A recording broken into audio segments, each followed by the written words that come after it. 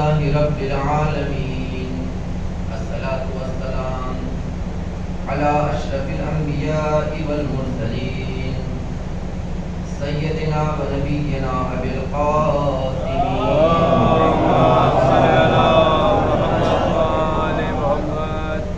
وعلى آله الطيبين الطاهرين المعصومين المنتخبين المنتجبين ولعنة الدائمة على أعدائهم وغاصبي حقوقهم ومنكري فضائلهم أجمعين. أما بعد فقد قال الله تبارك وتعالى في محكم كتابه الحكيم: أعوذ بالله من الشيطان الرجيم بسم الله الرحمن الرحيم. يا أيها الذين آمنوا قوا أنفسكم وأهليكم نارا. صلوات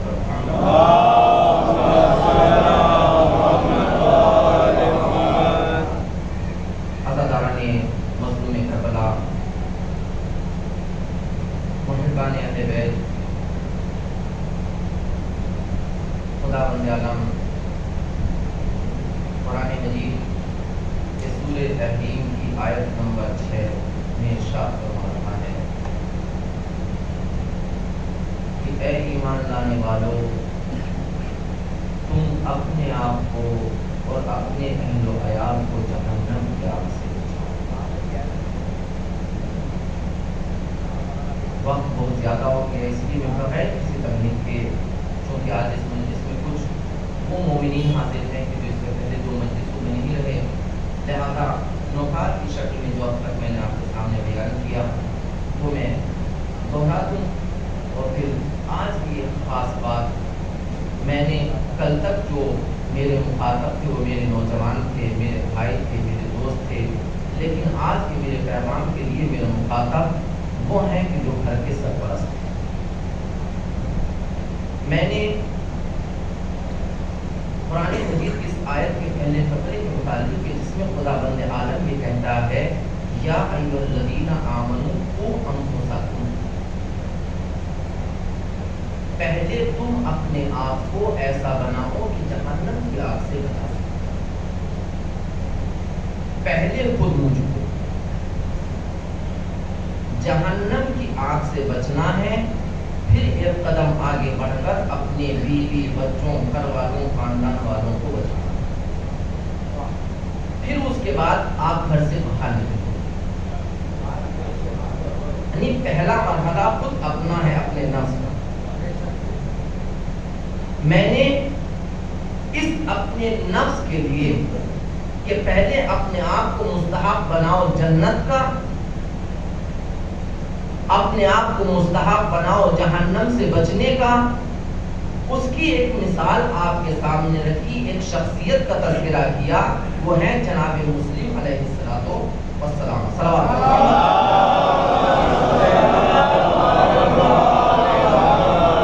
میں نے آپ کے سامنے ذکر کیا کہ امام حسین کے مدینے سے نکلنے سے کب نکلے؟ 28 رجب. مکہ کب پہنچے؟ 3 شعبان المعظم. 28 کو مدینے سے نکلے ہیں، 3 کو کہاں پہنچے؟ مکہ. پھر اس کے بعد شعبان سے لے کر، یعنی 3 شعبان کو پہنچ گئے، پورا شعبان، رمضان، شوال، ذوالقعدہ اور ذی الحجہ کی 8 تاریخ کو، یعنی کتنے مہینے؟ 4 مہینے.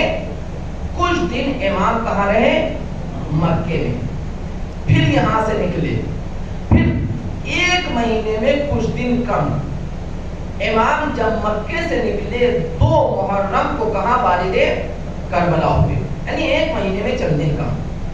اس پورے سفر کے دوران امام حسین کے لیے جو سب سے بڑا دردناک، عالمناک سانحہ پیش آیا وہ کیا ہے؟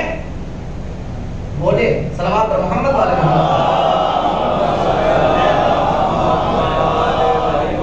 جناب مسلم کی شہادت. میں نے جناب مسلم کے لیے متعلق جو میرے نئے بھائی ہیں، بزرگ ہیں، ان کے سامنے میں بیان کرنا چاہتا جو میں نے بیان کیا وہ یہ کہ جب جناب مسلم کو امام حسین نے بھیجا تو 3 شعبان کو وہاں پر مکے میں آئے تھے. 3 شعبان سے لے کر نصف رمضان تک امام حسین کے پاس 12,000 یا زیادہ سے زیادہ 18,000 خطوط کوفے سے آئے تھے کہ آپ کہاں جائیے، کوفے میں آ جائیے. 12,000. اور ان خطوط میں ایک جملہ تھا کہ ہم ہدایت چاہتے ہیں. میں نے عزیزوں ایک جملہ کہا تھا اپنے بزرگوں نوجوانوں کے سامنے کہ یہ مضمون خطوط کا بتا رہا تھا کہ وہ سارے کے سارے اہل بیت کے چاہنے والے نہیں تھے، شیعہ نہیں تھے.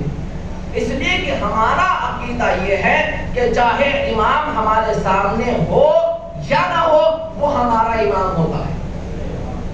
شیعوں کا عقیدہ یہ کہ چاہے ہو یا نہ ہو سامنے وہ ہمارا امام ہے، ہماری ہدایت کر رہا ہے. جیسے اگر بدلی سورج کے سامنے آ جائے تو سورج کو چھپا تو سکتی ہے لیکن اس کے نور سے استفادہ کرنے کے لیے روک نہیں سکتی. امام کا وجود سورج کی مانند ہے، اگر وہ کچھ لمحے کے لیے پردے میں چلا بھی جائے تو وہ ہدایت کرتا رہے گا. صلوات محمد والے محمد. لہٰذا یہ تو کہہ رہے تھے ہمارا کوئی امام نہیں ہے، آپ آ جائیے ہماری ہدایت کر دیجیے، شاید ہم متحد ہو جائیں، یہ ہو جائے. یہ بتا رہا ہے کہ سب نہیں تھے. میں نے پھر آپ کے سامنے کیا کہ 2 طرح کے افراد وہاں پر تھے. کچھ وہ تھے کہ جنہوں نے امام حسین کے مقصد کے لیے اپنی جان تک قربان کر دی لیکن اپنی زبان سے نہیں پھرے. کچھ وہ تھے کہ جو پھر گئے. اور یاد رکھیے گا مسلمان اور مومن وہ ہوتا ہے کہ جو اپنی دی ہوئی زبان سے پھر نہ جائے. اگر کیے ہوئے وعدے سے پھر جائے وہ کچھ بھی ہو سکتا ہے، مومن نہیں ہو سکتا. صلوات محمد والے محمد.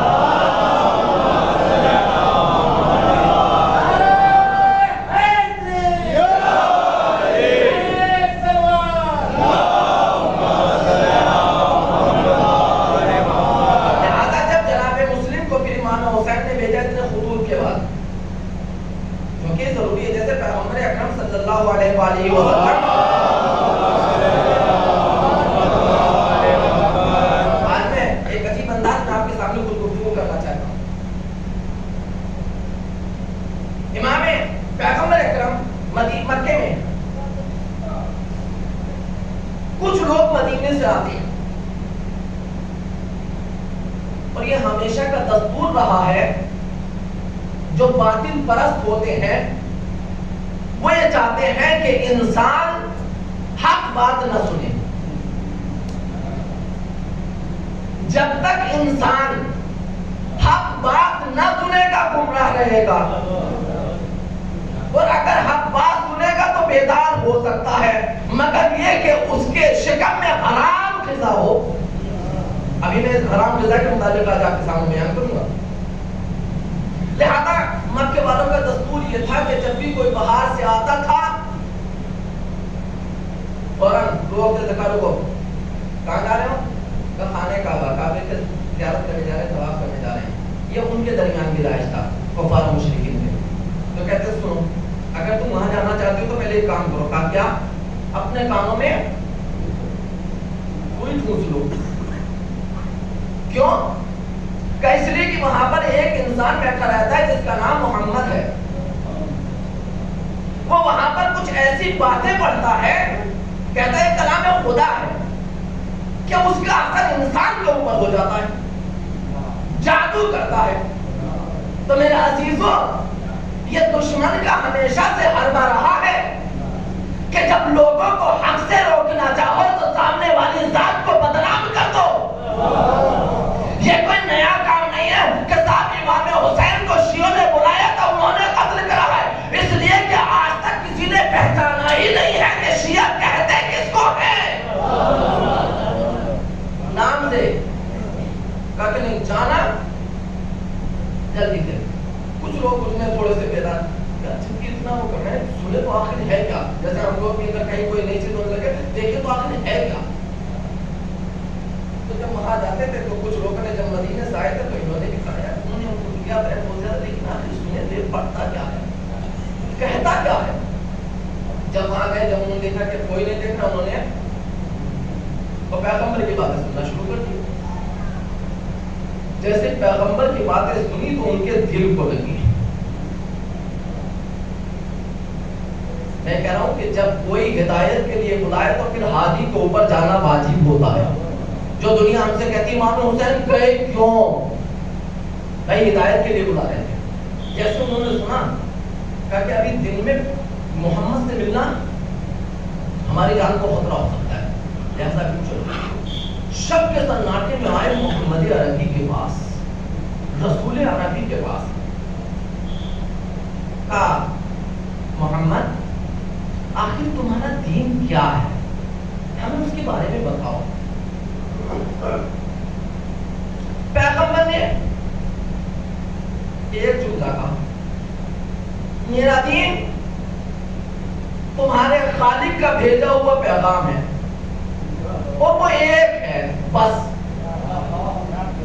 اس ایک کے علاوہ جتنے خدا ہیں سب باطل ہیں. قل هو اللہ احد اللہ الصمد لم یلد ولم یولد. اس لیے کہ وہ تو ان کو پوچھ رہے تھے, ان کی عبادت کر رہے تھے جو ان کی عبادت کا محتاج تھا. وہ تو ان بتوں کے سامنے سر جھکا رہے تھے کہ جہاں چاہے اٹھا کر رکھ دے, جہاں چاہے بٹھا دے, جہاں چاہے چھوڑ دے. وہ اپنی مرضی سے کچھ کر ہی نہیں سکتا. تو جب انہوں نے کہا نہ وہ کسی کا محتاج, نہ اس کا کوئی ہمسر, نہ یہ نہ وہ, جیسے سورہ توحید کی تلاوت کی, ان کے دل پر بات بیٹھی. بات تو صحیح کہہ رہا. کہا یا رسول اللہ کلمہ پڑھا دیجیے. روایت 5 آدمی یا 17 آدمی. انہوں نے جیسے پیغمبر کو فوراً کلمہ پڑھا اور مدینے چلے گئے اور وہاں جا کر اب تبلیغ دین کی. سوچئے بس میں پیغمبر کا, جن کے ضمیر بیدار ہوتے ہیں, جن کے شکم میں مال حرام نہیں ہوتا, جو کسی کے حقوق کو غصب کر کے زندگی بسر نہیں کرتے, اگر ان کے سامنے ایک کلمہ حق بھی کہا جائے تو وہ پورا اسلام لے کر اٹھتے ہیں, مبلغ اسلام بن کر چلتے ہیں. گئے کہ رسول اللہ ہم آپ کے دین کی تبلیغ کریں. کہاں جاؤ, جا کر ہمارے دین کی تبلیغ کرو. دوبارہ پھر آئے تو 17 آدمی, اب وہ کلمہ پڑھ کر گئے. پھر تیسری مرتبہ اتنے آدمی کلمہ پڑھ کے گئے. جب تیسری مرتبہ وہ گئے تو اب سب نے بیٹھ کر ایک میٹنگ کی. کیا کہ اب رسول کے پاس پیغام بھیجا جائے کہ ہم کو آپ کی ضرورت ہے, آپ ہدایت کے لیے آ جائیے. اللہ اکبر. بس جملہ کہا میرا عزیزو کہ کیا کہا, اب ہم کو ضرورت ہے یا رسول اللہ, ہم نے اپنا کام کر دیا. کچھ ایسے بد دماغ بھی ہیں جن کے ذہنوں میں ہماری باتیں دھس نہیں رہی ہیں, کچھ ایسے نااہل بھی ہیں جو ہماری باتوں کو سمجھ نہیں پا رہے ہیں. لہذا ہماری آپ سے گزارش ہے کہ اب آپ مدینہ آ جائیے, اب آپ ہماری ہدایت کیجیے, اب آپ ہماری رہبری کیجیے. اس لیے کہ جب تک آپ آئیں گے نہیں, یہ بد دماغ سمجھیں گے نہیں, تو بد دماغوں کو سمجھانے کے لیے رسول جیسے صاحب کردار کا ہونا ضروری ہے. میرے عزیزوں, کوفے میں بھی 2 طرح کے افراد تھے جو سمجھتے تھے کہ امام کہتے کس کو ہے. وہ کہہ رہے تھے آئیے تاکہ ان بد دماغوں کو سمجھا دیجیے. تو جیسے رسول عربی نے مدینے والوں کی آواز پر لبیک کہا, ویسے حسین نے بھی کوفے والوں کی آواز پر لبیک کہا. لیکن چونکہ پہلے تجربہ کر چکے تھے, پہلے جناب مسلم کو بھیجا. میں نے آپ کے سامنے بیان کیا کہ جب جناب مسلم آئے تو کتنے ہزار لوگوں نے بیعت کی جناب مسلم کے آپ پر؟ 18,000. ان 18,000 میں یہ باقاعدہ سلسلہ چلتا رہا. تو میں نے کوفے والوں کی چند صفتیں بیان کی تھی. ایک کوفے والے جو اس طرح کے تھے, سر پھرے, مفاد پرست, کہ امام حسین آئیں گے تو ہم کو کچھ مل جائے گا اگر حکومت قائم ہو گئی. دنیا پرست, یہ ہر جگہ ہوتا ہے. میں وہ باتیں کہنا نہیں چاہتا, لیکن بہرحال کہاں جائیں گے تو ہمارا یہ فائدہ ہو جائے گا، ہمارا یہ ہو جائے گا، ہمارا یہ ہو جائے گا. اور ایک وجہ یہ بھی ہے میرے عزیزوں کوفے والوں کی کہ جو اس یزید کی حکومت کے خلاف اٹھاتے اس لیے کہ حکومت اسلامی کے لیے، اس کی ترقی کے لیے، اس کے بڑھنے کے لیے جتنی قربانیاں کوفے والوں نے دی تھی، میں نے بیان کیا تھا ایک دن کہ کوفے کو کیوں بتایا گیا، اس کا مقصد کیا تھا، اس کا ہدف کیا تھا. کوفہ تھا اصل فوجی چھاونی اسلامی حکومت کی. فوجی چھاونی میں کیا ہے، جو حاکم کا حکم وہ ہمارے لیے، حکم حاکم مر گئے مفاجات، جو حاکم کا حکم وہی ہمارا حکم. لہذا یہ فوجی چھاونی تھی جس کو سعد ابن ابی وقاص کہ جو پیغمبر کے صحابی تھے ان کے ذریعے سے خلیفہ ثانی کے زمانے میں قائم کیا گیا تھا، فوجی چھاونی کو عنوان سے. میرے عزیزو جب وہاں پر آئے تو انہوں نے 18,000 لوگوں نے کیا کی، ان 18,000 میں سے جب جناب ہانی کو گرفتار کر لیا گیا تو جناب مسلم نے ان کوفے والوں کے ساتھ مل کر دارالعمارہ کا محاصرہ کیا. میں نے بتایا تھا دارالعمارہ میں ابن زیاد کے ساتھ کتنے آدمی تھے، 20 فوجی یا 30 فوجی اور 20 اشراف کوفہ، کوفے کے بزرگ. ان 50 آدمیوں کے ساتھ ابن زیاد کہاں تھا، دارالعمارہ میں بند. جناب مسلم کے ساتھ کتنے افراد تھے، 18,000. لیکن ان کی ایک کمی تھی، جو اندر تھے اس کے ساتھ، وہ جان و مان کے ساتھ اس کے ساتھ تھے، لیکن یہ جو تھے ان کے اندر چند کمیاں تھیں. پہلی کمی وعدہ کر کے بے وفائی کرنا. میں نے جملہ کہا تھا اپنے بچوں کی ایسے تربیت کرو کہ ان کے خون میں، ان کی گھٹی میں، ان کے دودھ میں ان کو گھول کر پلا دو کہ اگر اپنے دشمن سے بھی وعدہ کرنا تو پھر وعدہ خلافی نہ کرنا. وعدہ خلافی نے اہل بیت کو بہت نقصان پہنچایا ہے. پہلی چیز وہ بے وفا تھے، وعدہ کر کے پورا نہیں کر رہے تھے. ہماری ذمہ داری کیا ہے، اپنے نفسوں کو بچاؤ. جب تک ہم بے وفا رہیں گے کبھی بھی جہنم کی آگ سے بچ نہیں سکتے. جہنم کی آگ سے بچنا چاہتے ہیں تو پہلے وفادار بننا پڑے گا. اور ہم تو کربلا کے ماننے والے ہیں، ہم تو کربلا کے ماننے والے ہیں، ہم تو حسین کے ماننے والے ہیں، ہم تو محمد عربی کے ماننے والے ہیں، جنہوں نے سکھایا ہی ہے کہ جب وعدہ کر لو تو پھر جان بھی چلی جائے تو چلی جائے لیکن بے وفائی نہ ہونے پائے. پہلی صفت بے وفائی. دوسری صفت خوف. ان کے اندر خوف تھا، کہا کہ نہیں ہونا چاہیے. تیسری لالچ. جیسے ادھر سے 20 آدمیوں نے انہوں نے اعلان کیا تھا شاہ مکہ نے کہ یزید ایک فوج بھیج رہا ہے. کچھ ڈر کے الگ ہو گئے اور کچھ کہا اگر پیسے الگ نہ ہو لالچ دلاؤ، ہم تمہیں عہدہ دیں گے، ہم تمہیں دولت دیں گے، ہم تمہیں شہرت دیں گے، ہم تمہیں یہ دیں گے، ہم تمہیں وہ دیں گے. میرا عزیزو جس نے یعنی سعد ابن ابی وقاص جو پیغمبر کے صحابی تھے، یہ جو عمر سعد کربلا کے میدان میں فوج لے کر آیا ہے، اور عبید اللہ ابن زیاد اتنا بڑا بیوقوف نہیں تھا، پاگل نہیں تھا، مجنون نہیں تھا، دیوانہ نہیں تھا کہ عمر سعد کو ویسے ہی کمان دے دی تھی کہ جاؤ، چونکہ جانتا تھا کہ عمر سعد کا ایک مقام ہے کوفے میں. اور میں انشاءاللہ اگر تاریخ بیان کروں تو وہ آپ کے سامنے بیان کروں گا. لہذا اس کو بھیجا تھا لالچ کے ذریعے سے. چوتھی چیز تھی پروپیگنڈے میں آ جانا، دشمن کو نہ پہچاننا. وہ دشمن کو نہیں پہچانتے تھے اپنے.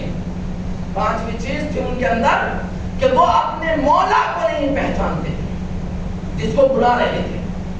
تو میرے عزیزو یہ ہمیں سوچنا ہے کہ صفات ہمارے اندر ہے یا نہیں ہے.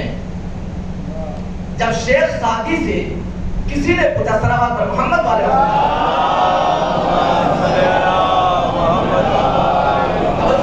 شیخ سعدی سے کسی نے پوچھا کہ آپ یہ بتائیے آپ اتنے صاحب کردار بن کیسے گئے. آپ کے اندر یہ کردار کیسے آ گیا؟ تو انہوں نے کہا کوئی بڑا کام نہیں. کہا پھر؟ کہا میں جو دیکھتا تھا کہ وہ بے دین، وہ جاہل یہ کام کر رہے ہیں، جو وہ کام کرتے تھے میں چھوڑ دیتا تھا. تو کبھی کبھی بے دینوں کو دیکھ کر آپ ان کی بے دینی کو چھوڑ دیجئے، خود بخود دیندار بن جائیں گے. کوفے والوں میں یہ قباحتیں تھی، بے وفا تھے، آپ بے وفائی کو چھوڑ دیجئے با وفا بن جائیں گے. کوفے والوں میں ڈر تھا، آپ ڈر کو چھوڑ دیجئے نڈر بن جائیں گے. کوفے والوں میں لالچ تھی، آپ لالچ کو چھوڑ دیجئے سخی بن جائیں گے، غنی بن جائیں گے. ایسے غنی بنیں گے کہ جان جاتی ہے تو جائے، اولاد جاتی ہے تو جائے، دولت جاتی ہے تو جائے، عصمت جاتی ہے تو جائے، اقتدار جاتا ہے تو جائے، لیکن حسین کے قدموں کے اوپر اپنی جان نچھاور کر کے میں حور بن جاؤں گا. حور بتا رہے تھے دولت تمہیں نہیں بچائے گی، اقتدار تمہیں نہیں بچائے گا، یہ دولت و شہرت تم کو نہیں بچائے گی. اگر تم حسین کے قدموں میں اپنی جان کو قربان کر دو گے تو قیامت تک تمہارا روزہ بنے گا.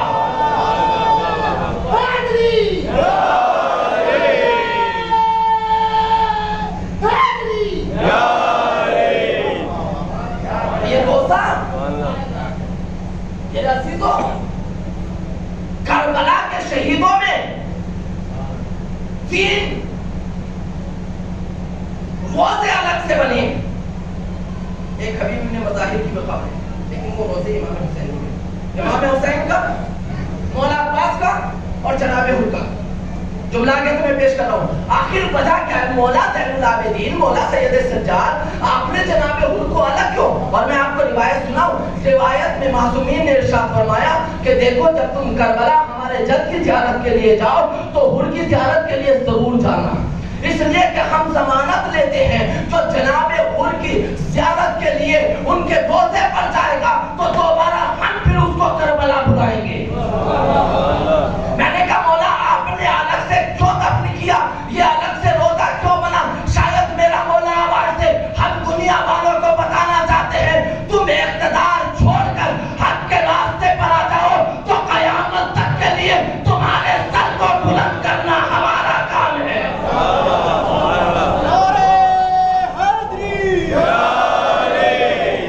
قیامت تک کے لیے سر بلند کرنا ہمارا کام ہے. نہ جانے کتنے یزیدی کمانڈر، بڑے بڑے لوگ کربلا میں واصل جہنم ہوئے اور ان شہداء سے پہلے دفن ہوئے. قسم خدا کی کسی کی قبر کا نام و نشان نہیں ہے. ارے ان کی قبر کا کیا، ان کے والی و وارث حاکم یزید کی قبر کا نشان نہیں ہے تو ان کی قبر کا نشان آواز دے رہا ہے حق پرست کبھی مٹتے نہیں ہیں، ہمیشہ زندہ رہتے ہیں. کبھی مٹتے نہیں ہیں، ہمیشہ زندہ رہتے ہیں. صلوات پر محمد والے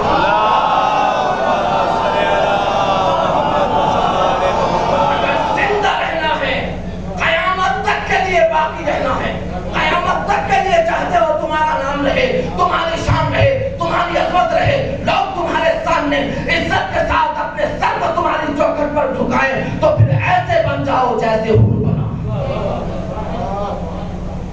لہٰذا یہ ان کے اندر تھی کہ میں نے جناب مسلم کی صفات کی تھی کوفے والوں کی، جناب مسلم کی صفات آپ کے سامنے بیان کی. اور میرا دیکھو چونکہ میرے پاس وقت نہیں کہ میں ان کو دہراؤں، لیکن جو میں نے ہر احادیث آپ کے سامنے بیان کی اس میں کہ سب سے پہلا کامیاب انسان تحریک کربلا کا کون ہوا؟ بولو سب سے پہلا شہید کون؟ سفیر سید الشہداء کون؟ جناب مسلم. پیغمبر نے کیا کہا؟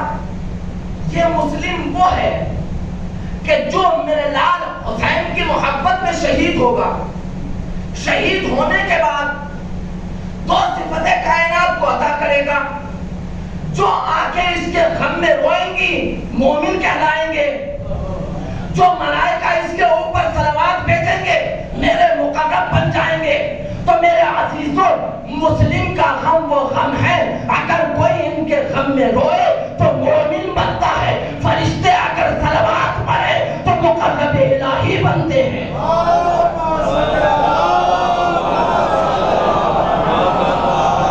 میں نے آپ کے سامنے ذکر کیا، اب میں اصل بات کہنا چاہتا ہوں.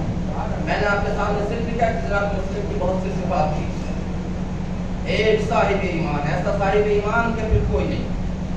لیے کہ نمائندے حسین بن کر جا رہے ہیں، علم ایسا کہ کوئی توڑ نہیں۔ میں نے تیسری بات جو کہی تھی جس کے ذمہ میں کہنا چاہتا ہوں، تیسری بات کہ مظہر صفات حسینی بن کر جا رہے ہیں۔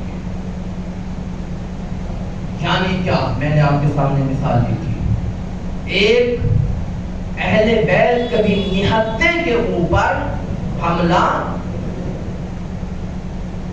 ابن زیاد کو قتل کرنے کے لیے پلاننگ کی گئی تھی لیکن حملہ جناب مسلم نے نہیں کیا، نہتا تھا۔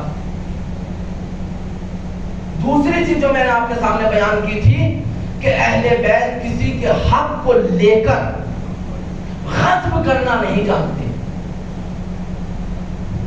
کھا جانا نہیں جانتے، بلکہ اس حق کو پلٹانا جانتے ہیں۔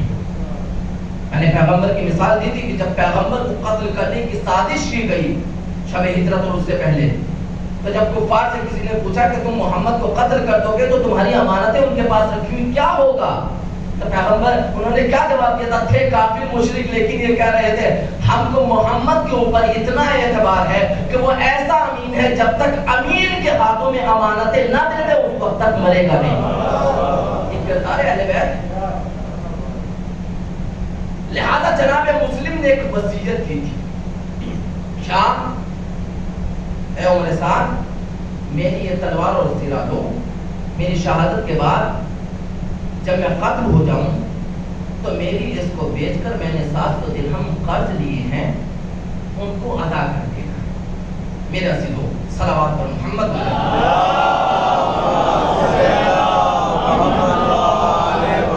میرے پاس جو کہ وقت نہیں، لہٰذا میں صرف روایات آپ کے سامنے، میں نے کل ایک جملہ کہا تھا کہ اگر معصومین کی روایت صرف انہی کے الفاظ میں مومنین تک پہنچا دی جائے تو یہ ہو ہی نہیں سکتا کہ اس کا اثر نہ۔ پہلا جملہ میں آپ کے سامنے، میرے عزیزو، شہادت راہ خدا میں شہید ہونا روایات میں وارد ہوا ہے کہ اگر راہ خدا میں انسان، جوانوں غور سے سننا، اگر راہ خدا میں کوئی انسان اپنے بدن کے خون کا ایک قطرہ بہا دے دین خدا کے لیے تو اس کے سارے گناہ معاف ہو جائیں گے سوائے قرض کے۔ صلوات محمد والے محمد۔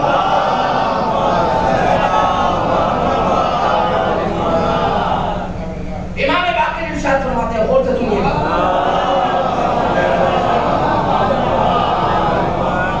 کل ذنب یکفرہ القتل فی سبیل اللہ عز وجل الا الدین۔ امام ارشاد فرماتے ہیں راہ خدا میں قتل ہو جانا، شہید ہو جانا، راہ خدا میں ایک خون کا قطرہ بہا دینا تمام گناہوں کو معاف کر دے گا سوائے قرض کے۔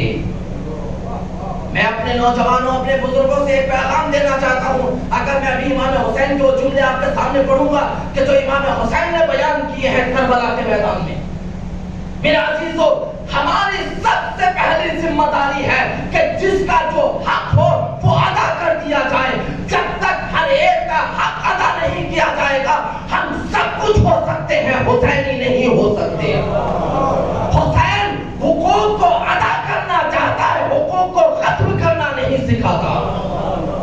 فرش ادا پر آئے ہیں، فرش ادا پر بیٹھو، لیکن بیٹھنے سے پہلے ہم کو یہ دیکھنا ہے میں نے کسی کی ایک رتی بھر زمین تو غصب نہیں کی ہے، کسی کا قرض لے کر بھول تو نہیں گیا جو دیا میں نے۔ روایت آپ کے سامنے پڑھوں گا، میں نے کسی سے یہ لیا تھا نہیں۔ میرے عزیزو، ہمارے رات کے چھٹے امام حضرت امام جعفر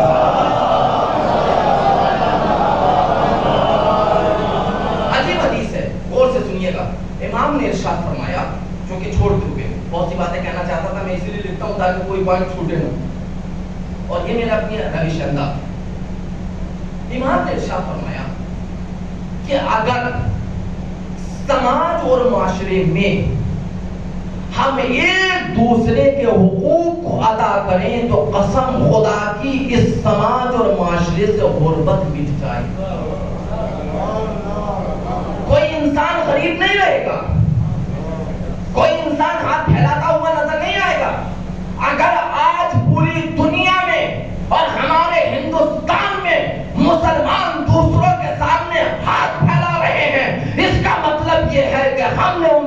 کو غصب کیا ہے. اسلام لینا نہیں سکھاتا، اسلام دینا سکھاتا ہے. اسلام غصب کرنا نہیں سکھاتا، اسلام لٹانا سکھاتا ہے. آپ کو جناب خدیجہ سلام اللہ علیہا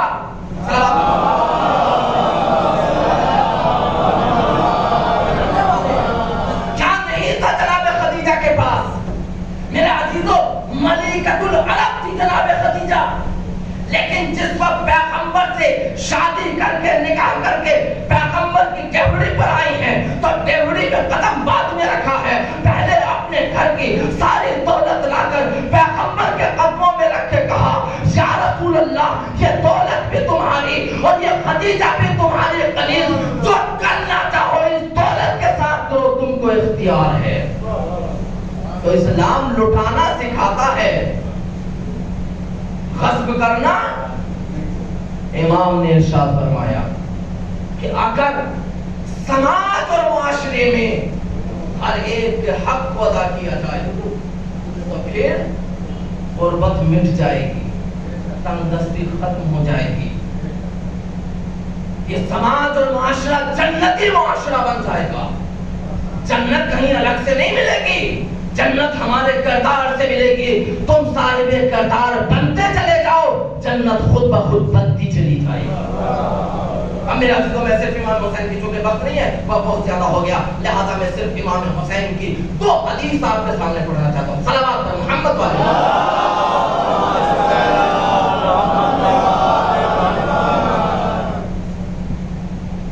امام حسین کے ایک صحابی کربلا کے میدان میں بیان کرتے ہیں کہ میرے مولا نے مجھ سے کہا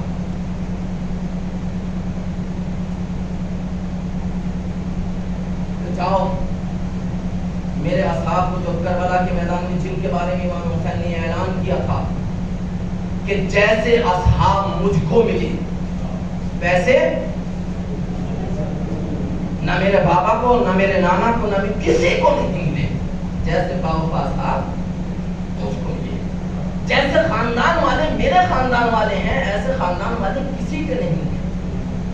حسین نے کربلا کے میدان میں. اس کے بعد امام نے اپنے صحابی کو بلا کر کہا اے عمیر، یہ مکے کے رہنے والے، مدینے کے رہنے والے انصاری کہتے ہیں جنہوں نے پیغمبر کو بلایا تھا اور ان کی مدد کی. آج ایک انصاری قوم ہو گئی ہے، کو قرآن کا نہیں ہے، کیا آپ سمجھے لیکن وہ قوم ہے نہیں. انصاری نہیں، جنہوں نے پیغمبر کو بلایا تھا کہ آپ آئیے، دعوت دی تھی، پھر ان کی مدد کی. تو مدینے والوں کو کہا جاتا تھا انصاری، اور جو مدینے والے تھے ان کو کہا جاتا تھا صحابی. یہ بھی صحابی تھے، وہ بھی صحابی تھے، لیکن یہ انصاری کے نام سے مشہور. تو میں نے انصاری کو بلایا. بلانے کے بعد کہا عمیر، دیکھو یہ جو میرے چاہنے والے ہیں نا کربلا کے میدان میں، جو تک بھی لوگ اپنی جان کو قربان کرتے ہیں، سب کو اکٹھا کرو. اکٹھا کرنے کے بعد میری طرف سے ایک اعلان کیا، سنے میرے نوجوانوں، سنے میرے بزرگوں، سنے میرے عزیزوں. میرے عزیزوں یاد رکھیے گا، ہادی کو 2 ہی طرح کے انسانوں نے قتل کیا، ان کو اذیت دی. ایک جو ولد الحرام ہو، حرام زیادہ ہو، وہ قتل کرے گا، ہادی کو اذیت پہنچائے گا. اور دوسرے وہ کہ جن کے شکم مالے حرام سے بھر گئے. امام حسین نے کربلا کے میدان میں اعلان کیا تھا ان تمام یزیدی فوجیوں کو مخاطب کر کے کہ سنو، اس میں تمہاری غلطی نہیں ہے کہ تم آج میرے قتل کے اوپر آمادہ ہو گئے ہو. جانتے ہو تم آج رسول کے نوازے کو کیوں قتل کر رہے ہو؟ وقد ملئت قلوبہم من مال الحرام، تمہارے شکم مال حرام سے بھرے ہوئے ہیں. اے میرے نوجوانوں، اے میرے بزرگوں، کبھی اپنے بچوں کو مال حرام نہ کھلانا، اس لیے کہ مال حرام یہ انسان کو دشمن اہل بیت بناتا ہے، محب اہل بیت نہیں بناتا. اس انسان کے اندر کبھی بھی کردار اہل بیت کی جھلکیاں نظر آ ہی نہیں سکتی جن کے پیٹ مال حرام سے بھرے ہیں. لہذا کوشش کریں میں آپ سب کہ اپنے بچوں کو مال حلال کھلائیں. امام حسین نے کہا سب کو جمع کرنے کے بعد اعلان کرو. کیا؟ سنیں، الناس، میرے اصحاب کے درمیان ان میں منادی کرو، ندا دو، اعلان کرو، کیا کہ ان لا یقاتلن معی رجل علیہ دین.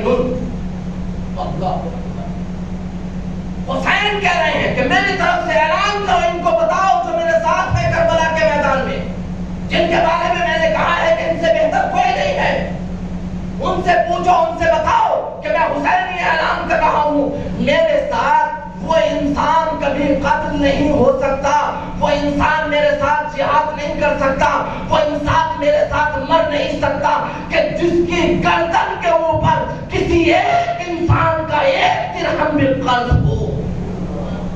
صلوات محمد والے بہت بڑا پیغام ہے امام حسین ان کے لیے جن کے بارے میں خود اعلان کیا ہے. اور میں پوچھو ان سے لا یقاتلن، ہرگز وہ میرے ساتھ جہاد نہیں کر سکتے. یعنی حسین یہ کہہ کر بتا رہے ہیں کہ سنو، اگر کوئی بھی کسی بھی ہادی کے زمانے میں اگر کسی دوسرے کے حق کو غصب کر کے آئے گا، وہ اپنے وقت کے امام کے لشکر میں شامل نہیں ہو سکتا. اگر ہم کو شامل ہونا ہے اپنے وقت کے امام کے لشکر میں تو پہلے مال حرام سے بچنا ہوگا، پہلے لوگوں کے قرض کو ادا کرنا ہوگا. اعلان کرو لا یقاتلن، میرے ساتھ کوئی نہیں، ہرگز میں اس کو اجازت نہیں دوں گا کہ وہ میرے ساتھ جہاد کرے. مولا اگر شہید ہو بھی جاتا ہے، قتل ہو جاتا ہے تو کیا ہوگا؟ سنیں جملہ امام ارشاد فرماتے ہیں کیوں نہیں لڑ سکتا، کیوں نہیں قتال کر سکتا، کیوں نہیں امام کے لشکر میں شامل ہو سکتا؟ کہ فَإِنَّهُ لَيْسَ مِنْ رَجُلٍ يَمُوتُ وَعَلَيْهِ دَيْنٌ، اس لیے کہ میں یہ نہیں چاہتا کہ میرے ساتھ وہ مرے جو کسی کا مقروض ہو. جناب مسلم نے یوں ہی نہیں کہا تھا، سبیل حسین مر کر گئے تھے، میرے ساتھ وہ نہیں ہو سکتا، وہ قتل نہیں ہو سکتا جس کے اوپر کسی کا قرض ہو. پھر اگر وہ تو کیا کرے؟ مولانا نے ایک وجہ بتائی کہ یا تو وہ کوئی انتظام کر کے آیا ہو. مثلا میں کربلا کے میدان میں جتنے بھی صحابی آئے تھے وہ اپنے بیٹے سے کہہ کر آئے تھے کہ بیٹے میرے اوپر یہ قرض ہے، اس کو ادا کر دیں. تو امام نے ارشاد فرمایا لا يدعو له وفاء الا دخل النار. اللہ عظیم جملہ ہے. اگر انسان سمجھے اور کرے تو وہ خود بخود پوری رات بے چین رہے گا. امام نے ارشاد فرمایا کہ مولا اگر وہ شہید بھی ہو جاتا ہے تو کیا ہوگا؟ کہ اس وقت تک وہ جنت میں داخل نہیں ہو سکتا جب تک کہ اس کا قرض ادا نہ ہو جائے.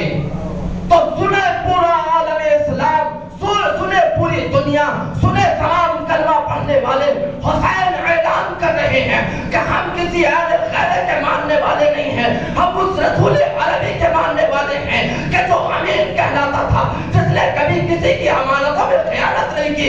میں نے حسین اعلان کر رہا ہوں کہ اگر جنت میں جانا چاہتے ہو تو پہلے دوسروں کے حق کو ادا کرنا پڑے گا، تب جنت میں جاؤ.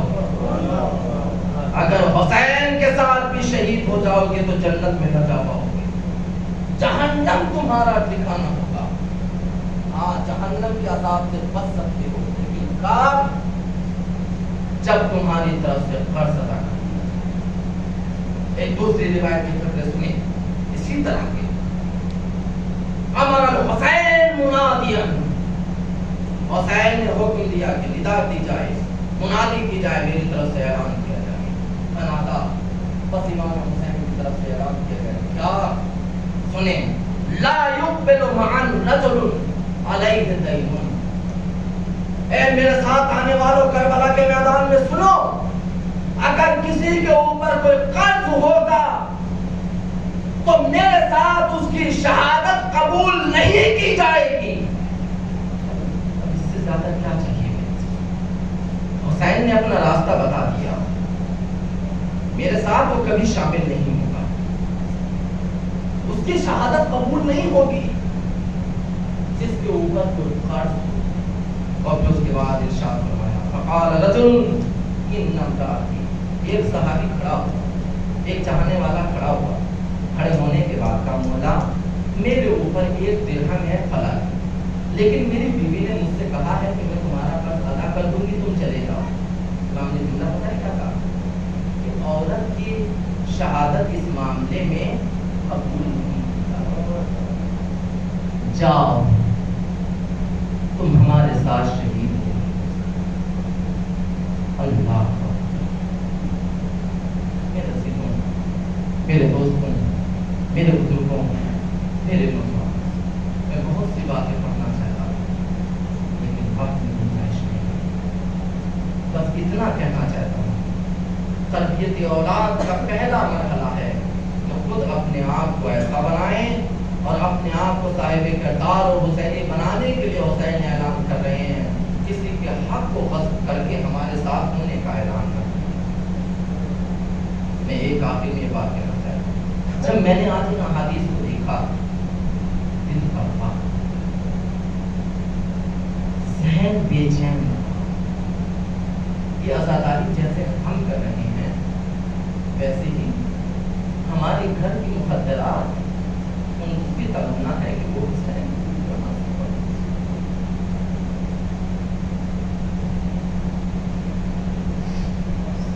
لیکن وہ حالات کی وجہ سے ان مجلسوں میں شرکت نہیں کر پاتے، تو میں نے کہا کہ میں اس خدمت کو کرنے کے لیے بغیر کسی خدمت کرنے کے لیے تیار نہیں، ایک ساتھ ہم بنا نہیں سکتے، اس لیے کتنی جگہ نہیں، کبھی یہ کیا جائے کہ ایک وقت معین کیا جائے، اس میں وہ آئیں، مجلس میں پڑھوں، اور جیسے ہم حسین کا غم منائیں ویسے وہ بھی غم منائیں، کہ اگر کوئی ذاکرہ ہو اس کے ذریعے سے، لیکن ان کو محفوظ کر کے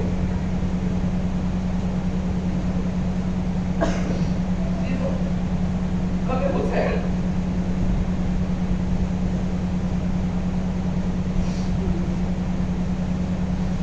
حسین کی سب کیا بہانا زہرا کی تمنا ہے،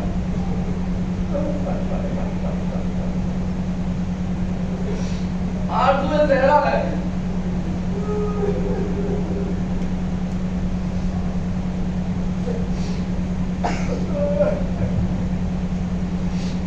جب امام حسین پیدا ہوتے تھے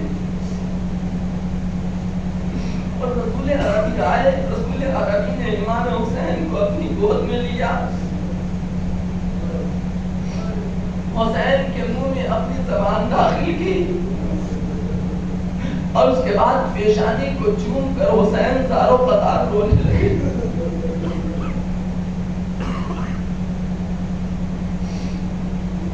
جیسے ہی رسول زاروں قطار رونے لگے، جیسے رسول ہوئے، ایک مرتبہ زارا نے کہا بابا یہ تو خوشی کا مرحلہ ہے، میرے یہاں بیٹا پیدا ہوا، آپ وہ کیوں رہے؟ عزیزو جملہ سنیں گے، ایک مرتبہ پیغمبر علی کی طرف مخاطب ہونے کے بعد کہا علی زہرا کے بالوں کو پکڑو، زہرا کو سہارا دو۔ زہرا نے مجھ سے پوچھا ہے جب میں بیان کروں گا زہرا برداشت نہ کر پائے گی، ایک مرتبہ علی نے زہرا کو سہارا دیا، زہرا کو سہارا دیا، سہارا دینے کے بعد پیغمبر نے کہا میری لال، میری نور نظر، میری لخت جگر، میری بیٹی فاطمہ، ارے ابھی جبرائیل آئے تھے، انہوں نے آنے کے بعد مجھ کو خبر دی ہے یا رسول اللہ آپ کا یہ لال کربلا کے میدان میں 3 دن کا بھوکا پیاسا،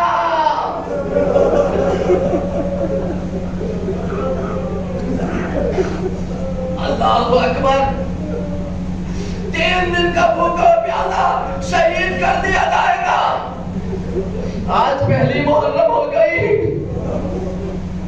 عزیزو 28 رجب کو حسین مدینہ چھوڑ چکا، اب کربلا کے قریب ہے حسین کا قافلہ۔ لیکن ایک جملہ کہنا چاہتا ہوں، جیسے حسین نے کہا، ایک مرتبہ زہرا نے اپنے ہاتھوں کو جوڑا، جوڑنے کے بعد کہا بابا یہ بتائیے جب میرے لال کو شہید کیا کیا جائے گا یہ ماں زندہ ہوگی کہ نہیں؟ میرے عزیزوں میں نے ایک جملہ کہا تھا پہلی مجلس میں کہ جب حسین کے مسائل بیان کیے جائیں اور ہماری آنکھوں سے آنسو نکلے تو فرش اعظم پر بیٹھ کر دعا کیا کرو پروردگار ہمارے ان گناہوں کو معاف کر دے جو ہمیں غم حسین میں رونے سے مارے ہو رہے مولا ہمارے ان گناہوں کو معاف کر دے جن کی وجہ سے ہماری آنکھوں سے آنسو نہیں نکل رہے۔ سارا نے پوچھا بابا میں نے ہوں کی ایک مرتبہ پہلا مجھے کہتے نہیں میرا دل کہتے شاید پیغمبر نے کہا بیٹی تجھے کیا بتاؤں اس سے پہلے تو تو دیوار کے درمیان پھسل گئی ہوگی تو ٹوٹی ہوئی پسلیوں کے ساتھ تجھے علی قبر میں دفن کریں گے میرے لال تو نہ رہے گی۔ جب سہرا نے اسمائی منفعات پڑھ گئی لیکن اپنے آپ کو سنبھالنے کے بعد کہا اچھا یا رسول اللہ اگر میں نہ رہوں گی کیا ابوالحسن کریں گے؟ کتنی تمنا ہے سارا کی کہ میرے لال کے اوپر رویا جائے میرے لال کے اوپر آنسو بہائے جائیں۔ میرا عزیزو آج میں تھوڑی دیر مسائل پڑھنا چاہتا ہوں مجھے معاف کر دیں میں چھوٹے چھوٹے بچوں کے آج مسائل پڑھنا چاہتا ہوں لیکن یہ جملہ کہہ کر میرا عزیزو اس کے بعد رسول نے کہا نہیں میرے لال ابوالحسن بھی نہیں ہوں گے۔ عزیزو سارا اور تٹ بھی ایک مرتبہ کہا اچھا یاد ہے اچھا بابا یہ بتائیے میرا بیٹا حسن زندہ ہوگا کہ نہیں ہوگا؟ ایک مرتبہ رسول نے کہا نہیں میرے لال حسن بھی زندہ نہ ہوگا۔ عزیزوں سارا سے برداشت نہ ہو سکا ایک مرتبہ زمین پر بیٹھی اور سینے پر ہاتھ مار کے کہا بابا ارے پھر میرے لال کے اوپر کون روئے گا؟ کہا بابا پھر میرے لال کے اوپر آنسو کون بہائے گا؟ ارے غربت میں اس کی مدد کر۔ ایک مرتبہ رسول نے کہا میری بیٹی پریشان نہ ہو میری امت کے جوان حسین کے جوانوں پر روئیں گے میری امت کے بچے حسین کے بچوں پر اور میری امت کی عورتیں حسین کی عورتوں پر روئیں گی۔ آپ میرا سے تو اتنی روایت سنو میں کو ختم کرتا ہوں۔ مولانا فیروز حیدر صاحب علیہ الرحمہ بیان کرتے ہیں کہ جب میں پہلی دفعہ کربلا زیارت کے لیے گیا اور سے تجھے کا وقت صاحب ہوں گے انشاءاللہ جب میں وہاں گیا کربلا پہنچا تو قبر حسین پر بیٹھا زیارت کر رہا تھا۔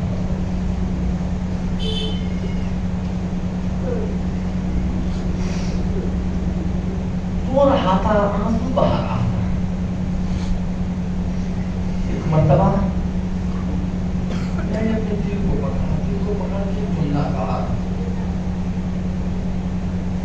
میرے دل نے مجھ سے کہا اے فیروز حیدر تم نے صرف کربلا آگے آرام سے زیارت کی ہے تم نے سے برداشت نہیں کی۔ مشرفین جو آج کے زمانے میں کربلا زیارت کے لیے جاتے ہیں نکل بیان کیا تھا چھوٹے چھوٹے بچے بھی زائرین حسین کے پیر دبا کر کہتے سلامت رہو خدا تمہیں سلامت رکھے۔ بڑے بزرگ سن رسیدہ ارے جوانوں کے پیر دباتے بچوں کے پیر دباتے اور جب کوئی بچہ ہے جوان اپنا پیر ہٹا لیتا ہے بزرگ کو دیکھ کر تب آستہ دیکھ کر کہتے ہیں حسین کی خدمت کرنے سے نہ روک۔ ارے حسین کی تمنا کی جب کوئی زیارت کرنے کے لیے آئے تو ہمارے ظاہر کی خدمت کرنا۔ دل میں آیا کہ میں نے وہیں پر اپنے حسین پر عہد کیا کہ میں ادھر سے پیدل سفر کروں گا کوفے تک جدھر سے ان اسیروں کو گزارا گیا۔ عزیزوں کو ختم کر رہا ہوں تو بھی یہ روایت سنیں وہ بیان کرتے ہیں کہ میں اس قبر حسین سے اٹھا اور اس راستے سے چلا کہ جدھر سے ان اسیروں کو گزارا جا رہا تھا۔ پتہ ہے جب اس قافلے کو حسین کی شہادت کے بعد حسینی قافلے میں 48 بچے تھے چھوٹے چھوٹے.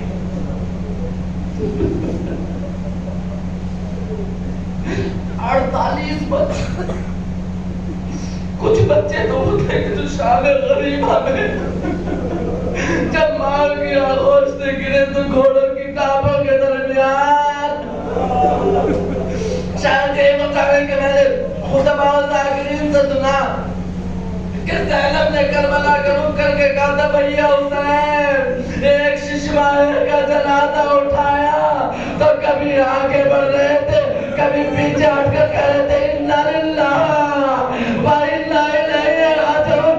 لیکن آؤ زینب کو دیکھو ارے ایک وقت میں کتنے بچوں کے جنازوں کو اٹھا رہی ہے. اللہ اکبر. معلوم نے بیان کیا کچھ بچے شام غریبہ میں شہید ہو گئے. جب میں ادھر سے گزرا تو مجھے راستے میں جگہ جگہ پر چھوٹی چھوٹی قبریں ملی. جب میں ادھر سے گزر رہا تھا تو مجھے چھوٹی چھوٹی قبریں ملی. میں دیکھ کر پریشان تھا کہ آخر یہ بیابان میں کس کی قبریں ہیں. تو میں ایک بستی کے پاس پہنچا. وہاں کا جو سب سے رسیدہ بزرگ انسان تھا میں اس کے پاس گیا معلوم کر کے کہ کون ہے. میں اس کے پاس گیا. جانے کے بعد کہا بزرگ مجھے اتنا بتا دیں جب میں اس راستے سے آ رہا تھا وہاں کوئی آبادی نہیں تھی لیکن اس کے درمیان مجھے چھوٹی چھوٹی قبریں مل رہی تھی. آخر وہ قبریں کس کی ہیں؟ صدام کا دور حکومت تھا. ایک مرتبہ اس نے کہا کہ یہ بتاؤ ہو کون کہاں کے رہنے والے ہو؟ کہا میں ہندوستان کا رہنے والا ہوں. کہا کون ہو؟ کہا میں زہرا کا بیٹا سید زادہ ہوں. تو ایک مرتبہ اس نے دل کو پکڑا. دل کو پکڑنے کے بعد کہا سید زادے سننا چاہتے وہ قبریں کس کی ہے؟ ارے جب یہ حسینی قافلہ اسیر بنا کر لے جایا جا رہا تھا جو چھوٹے چھوٹے بچے ماں کی آغوش میں تھے ارے جب ان ماں کو درے لگتے تھے تو وہ بچے زمین پر گرتے تھے ارے فریاد کرتے رہتے تھے. ماں تڑپتی تھی ہائے میرا لال ہائے میرا بچہ اور وہ بچہ وہیں دم توڑ دیتا تھا. جزاک اللہ باتیں بلند ہو گئی. میرے نوجوانوں کبھی گھٹ کر نہ رونا یہ خبر حسین ہے. بہت نصیحتیں دی گئی. ارے آج بھی سکینہ مجلسوں میں آ کر کہتی ہے اے پھوپھی اماں اگر یہ جانے والے کربلا کے میدان میں ہوتے میرے بھیا کو تیر نہ لگتا مجھے تماچے نہ لگتے.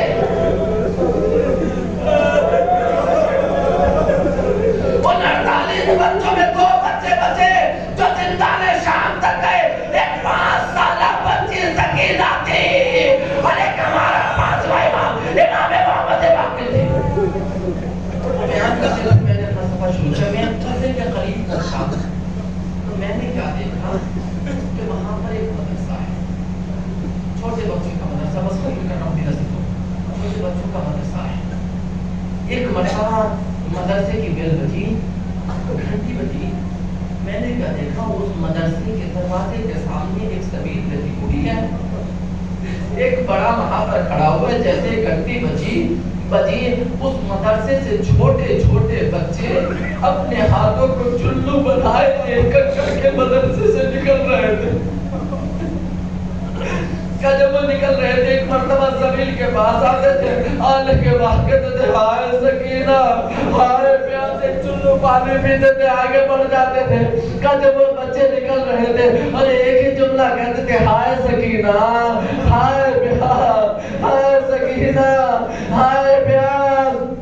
ارے جب بچے پانی پی چکے ایک مرتبہ میں آگے بڑھا میں نے بھی اپنے چلو کو پہلا کر ایک مرتبہ کا ہائے سکینہ ہائے پیاس. ارے اس پانی کو پیتے دل کے اوپر عجیب غمداری ہوا. میں نے اس سے پوچھا بھائی یہ کون سی جگہ ہے یہ بچوں کا کیا دستور ہے؟ ایک مرتبہ اس نے کہا ارے تجھے نہیں معلوم ارے جب حسین کی 4 سالہ بچی کو قیدی بنا کر لایا گیا تھا یہی وہ جگہ تھی کہ جہاں پر عمر سال کا لشکر اپنی پھوپھی سے اجازت لے کر کہا تھا پھوپھی اماں اگر اجازت ہو تو میں شمر ملعون سے ایک گھونٹ پانی کا سوال کروں. پھوپھی اماں مجھے پتا ہے یہ ظالم مجھے پانی نہ دے گا لیکن میں حجت تمام کرنا چاہتی ہوں. عزیزوں سکینہ کو اجازت ملی. ایک مرتبہ چھوٹے چھوٹے قدموں سے آگے بڑھی. ان دونوں جوانوں میں ختم کر رہا ہوں اے سکینہ کے ماتم کو, اے سکینہ کے ماتم کرنے والوں, اے فاطمہ کو پرسہ دینے والوں, اے حسین کے سینے پر سونے والے بچے کا ماتم کرنے والوں. عجیب مرحلہ تھا.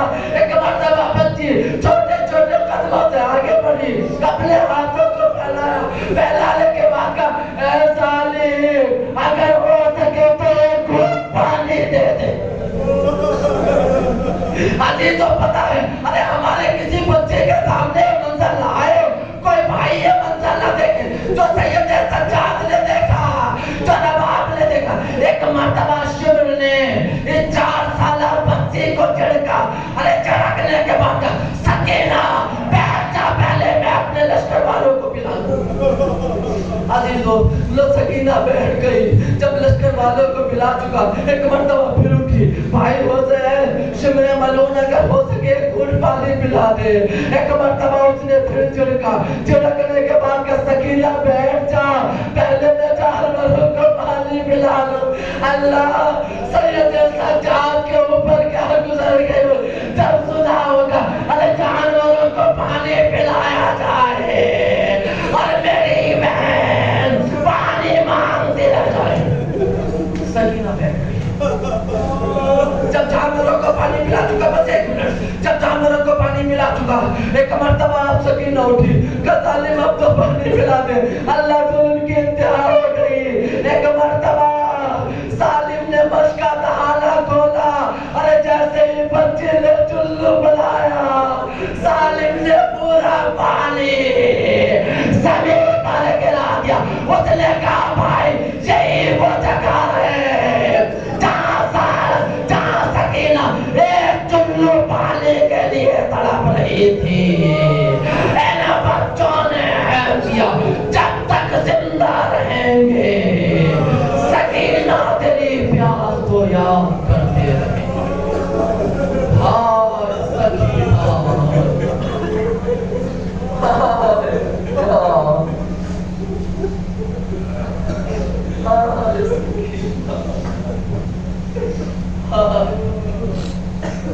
ماتم حسین.